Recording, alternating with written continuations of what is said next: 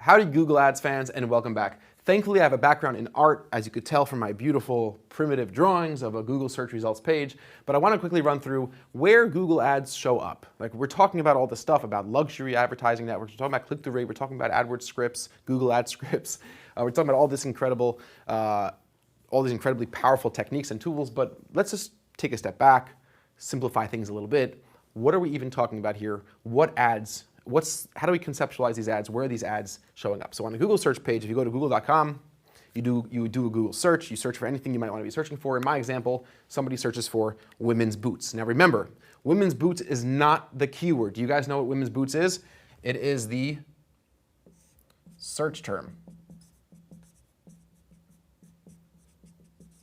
Okay, so women's boots in this example is the search term. It's what the user actually typed into the Google search box, women's boots. Now, it used to be, a lot of you will probably remember this, that on the side of the page there were also a lot of results and ads. Well, Google a while back removed those, and there's only ads above and below the organic results. So but always the first 2 to 4, maximum 4 at the top of the page, the top of organic results, will be sponsored results. And it's going to look different on mobile and on, I'll show you what it looks like on mobile, and I'll show you what it looks like on a desktop. But one more thing, not every single search will have ads, right? Every search will have a result. Almost every search will have some sort of Google result, unless you're searching for something totally outlandish and wacky.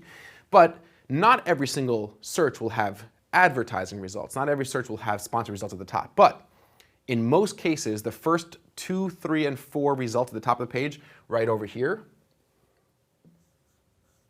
these in the blue, these are ads. And they'll have an indication, usually right along here, Google switches this up all the time, signifying and conveying that it's an ad. Below the ads, over here, are the organic results. Okay, these are the organic results. The right side of the page on a desktop computer are typically reserved for either nothing, or sometimes you'll have an information box. If you search for a specific business, or you search for a product or service that's similar enough, you'll see an information box about that specific business, or what's very common is you'll see shopping ads here. Okay, Google shopping ads. It's a different type of ad. It still runs on the search network. They used to be called product listing ads, now they're just called Google shopping ads, where they see an image of the product, a price of the product, and a link to click and go check that product out. Those are Google shopping ads. Now, sometimes Google shopping ads, for a very product-driven, commercial intent-driven query, Google shopping ads might show as a carousel, as a scrolling carousel, even on a desktop computer. And this happens very often on mobile devices. Google shopping ads are now showing up more and more frequently at the top of mobile devices if you're running a product feed, and they'll typically show up above a couple, 2 or 3 text ads. These are text ads on the search network.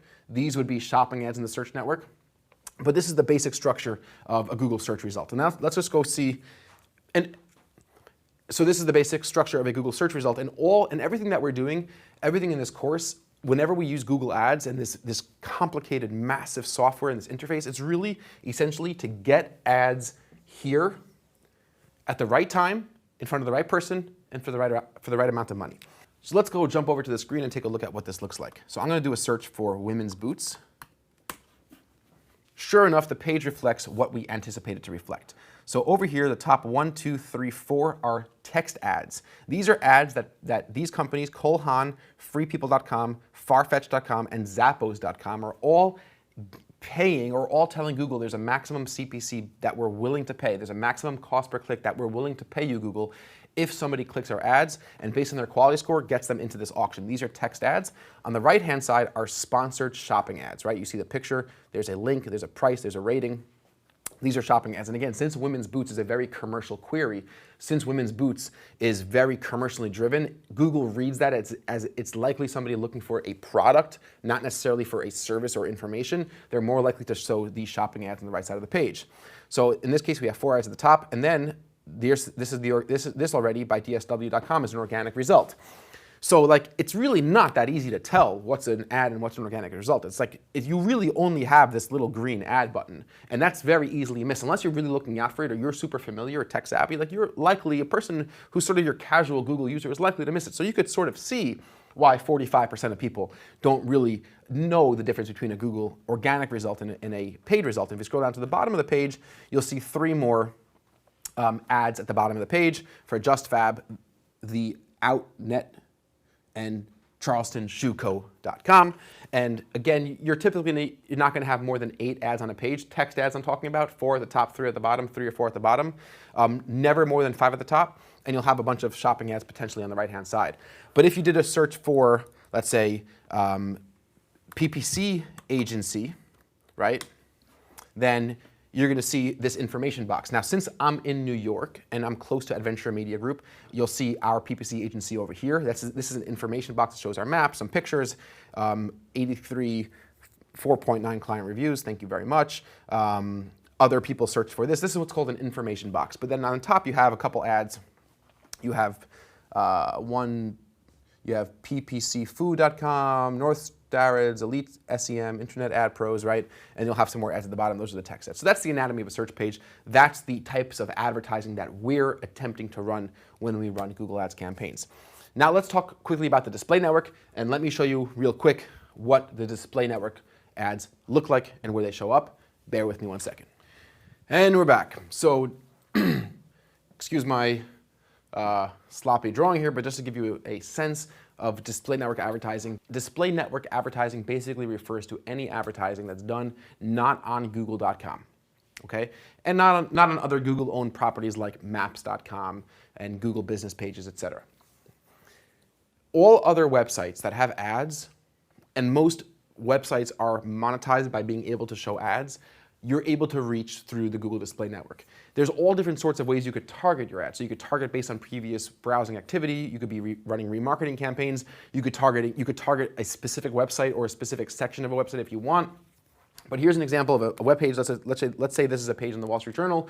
So you have anything shaded in blue is an ad in my example, but these ads could show up anywhere. They could be anywhere on the page. Some pages have fewer ads, some pages have more ads in different locations, etc. But you have your organic content, similar to your Google search results page, and you have your actual article over here. You have part of the article, you have links to author bios, let's say on a typical blog. You have other articles a person could click to on a blog. But then you have all these different parts of the page that are actually ads. Not every one of these ads that you're going to see are going to be coming from Google Ads. They could be coming from other ad exchanges. They could be coming from other demand-side platforms. If you're interested to learn about how all this technology works, how demand-side platforms, DSPs, supply-side platforms, how they interact through ad exchanges, how cookies and pixels, callbacks, and all these interesting technology works, you could check out my other course on remarketing and display network technology. But be that as it may, your ads are going to show up on these other website pages. It's a really, really good way of getting a lot of additional cheap traffic. Now, because you're not able to target, when you're running display campaigns, you don't know the user's intent. If I'm reading the Wall Street Journal, I may or may not be interested in what you have to advertise to me or what you have to sell. That's why it's not as competitive and it's not as effective as search advertising. But that doesn't necessarily mean that your return on ad spend will be less. 9 times out of 10, I recommend my students and I recommend my clients, whatever budget you could spend on search should be spent on search. It's just going to convert better. It's going to be better advertising dollars spent.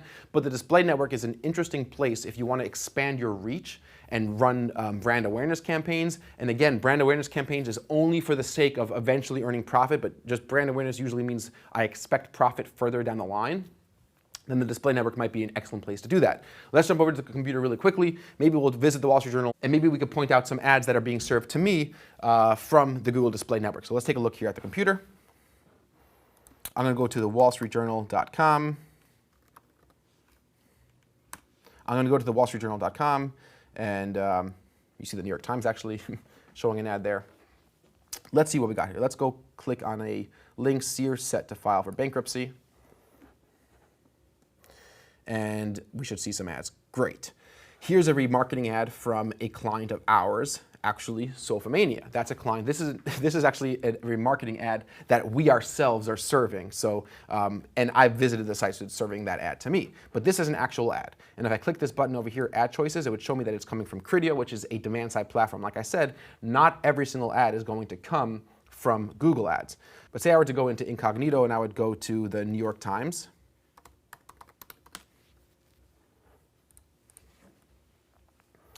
And I would see,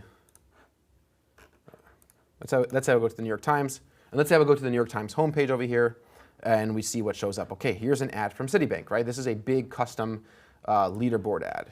And if I scroll down and I go into any specific article page, I'll probably see an ad at the top. I'll see an ad at the bottom. Well, this isn't actually an ad for the New York Times. But if I scroll through the page, I'll continue to see more and more ads. Now, some of these ads could be coming from Google Ads, from other clients. Some of them could be coming from other demand-side platforms as well.